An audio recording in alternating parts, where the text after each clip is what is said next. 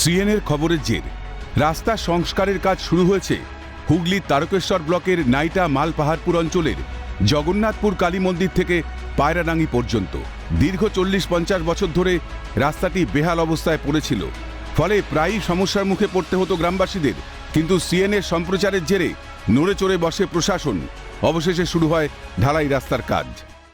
আমি আজকে সিএন চ্যানেলকে কোটি কোটি নমস্কার জানাই এবং আজকে যে সিএন চ্যানেলের মারফতে এই 50 বছরের রাস্তা আজকে যে তৈরি হচ্ছে বা হতে চলেছে এবং কাজ শুরু আছে, কিছুটা কাজ আরম্ভ হয়েছে, তো আজকে আমরা খুব ধন্যবাদ জানাই। অনেক দিন ধরেই পড়েছিল যে আপনারা আসতে, সিএন চ্যানেল আসতে এই রাস্তাটা আমাদের কমপ্লিট হয়েছে। আমরা খুবই খুশি হয়েছি রাস্তাটার জন্য। ঠিক আছে, আমাদের আর একটুখানি বাকি আছে, ওইটা যদি কমপ্লিট করে দেয় আমাদের খুবই ভালো হবে। বাম আমল থেকে রাস্তাটি বেহাল দশায় পড়েছিল, ফলে স্কুল কলেজে যেতে প্রায়ই সমস্যায় পড়তে হতো ওখানকার বাসিন্দাদের। কিন্তু রাস্তা হওয়ার ফলে সেই সমস্যা কমতে চলেছে। অবশেষে রাস্তাটির কাজ প্রায় সম্পন্ন হয়েছে। খুশি এলাকার পথ চলতি সাধারণ মানুষ।